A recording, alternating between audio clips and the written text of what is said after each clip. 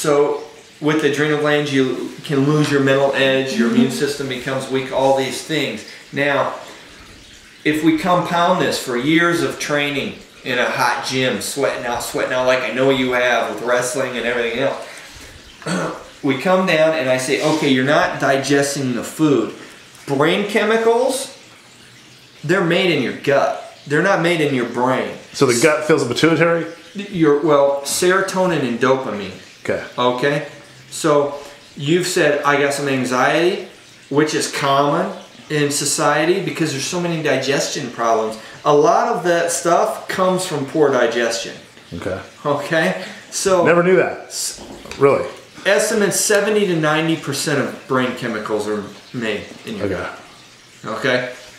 So we look at this and we say, I want you to eat half your meal. I want you to take some stomach acid, betaine, hydrochloric acid, and then eat the rest of your meal. So you take it right in the meal so you fully digest, and I'll go over that.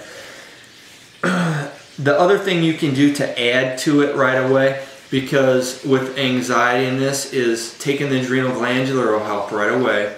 You get the building blocks in there with the sea salt, and then you can take, I use L-tyrosine, and then I use, it's called Neuro 5-HTP, which would be the tryptophan, you know, the 5-hydroxy, and then I use something from biotics research called de-stress. Those things help right away, restoring brain chemicals. But when we go, you know, that's more of an immediate thing, but we got to go back to the cause, which is fixing your digestion. Okay? Okay. Now we come down, and what happens, as I just said, when your adrenal glands get weak, when you've overtrained, your immune system drops. So your white blood cells should be in an optimal range, but yours are below that optimal range. And this is another indicator of adrenal burnout with overtraining. Okay. This should come right back up. Now I look at this one here. That's a similar one. We just talked about this with Elena. Is inflammation factors, where you're hitting inflammation. Okay. Balancing inflammation is eating a balance of omega-3s to omega-6s, taking those max CFAs to balance that out, and you can help that along farther by taking the enzymes before and after training. Okay? So that's with your immune system here. I'm not going, you see that we've done all these tests. Right. I'm only hitting the ones that are standing out bad. I'm not sitting here talking about. So some of them are good. You've got more good ones than bad ones. Okay. It's just, yeah. I'm not a complete disaster. No, you have things here that are affecting your performance. Right. And if you this you want is optimal what we do. performance. If you want to be the best, right. This is what to do. You gotcha. know? And I'm going to tell you, okay, here's how you go to be perfect. So just so the people watching this, I mean, this is exactly what you did for Randy Couture, right? Yeah.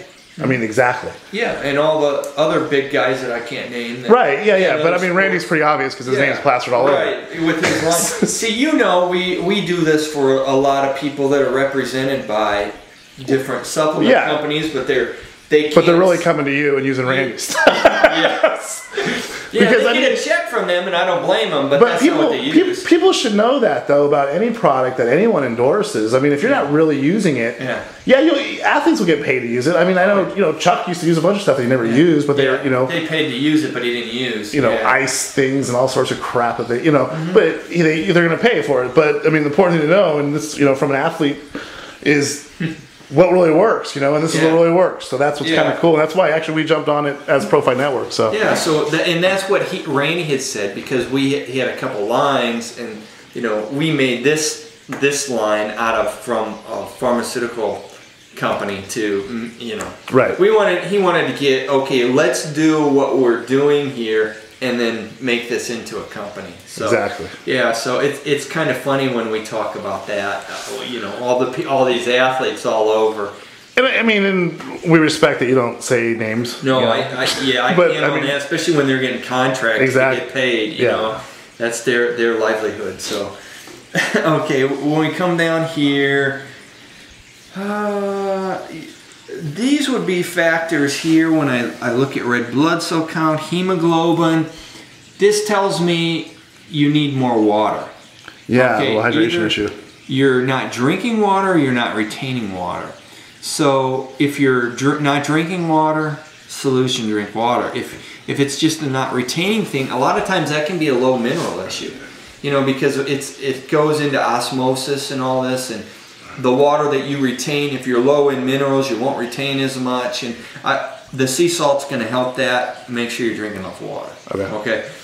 We come down. Next thing is, if your stomach acid goes low, one of the effects of that is low B12, because you got all this intrinsic factor in your gut, and all this stuff needs to be broke apart for you to absorb B12. Well, to make a long story short, low stomach acid over time, it messes up your brain chemicals, it messes up your B12, it affects your oxygen carrying capabilities, so your endurance goes down.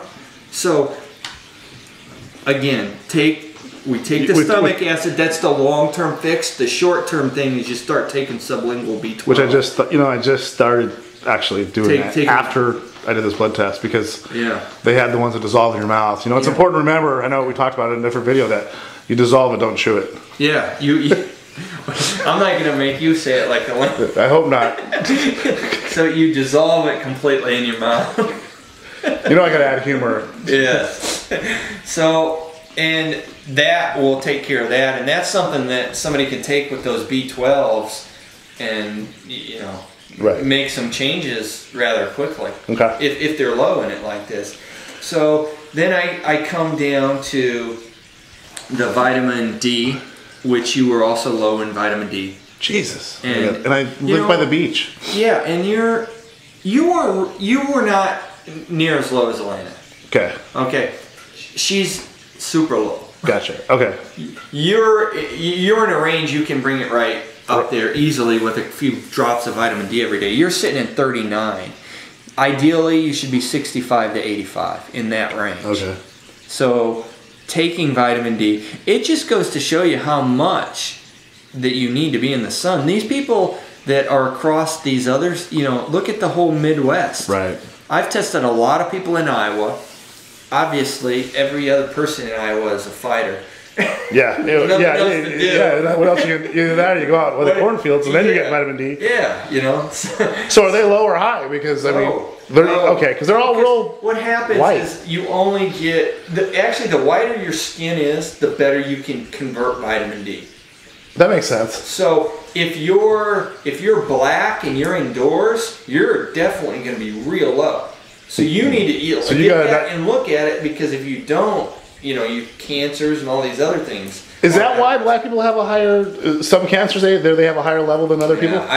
I don't know the correlation on that. I've just seen. I mean, that's been published. I mean, that's been in publications. I'm not just, you know. Well, it is. That's, you know, there's colon cancer. They have higher colon cancer. They have. I mean, it's blood pressure and all these type of things, but I don't know. You know, it's just how people. I've seen it on the equator line, right? Because the people above certain latitudes, you know, longitude and latitudes, they have higher rates of different cancers, and that this is related closely to vitamin D.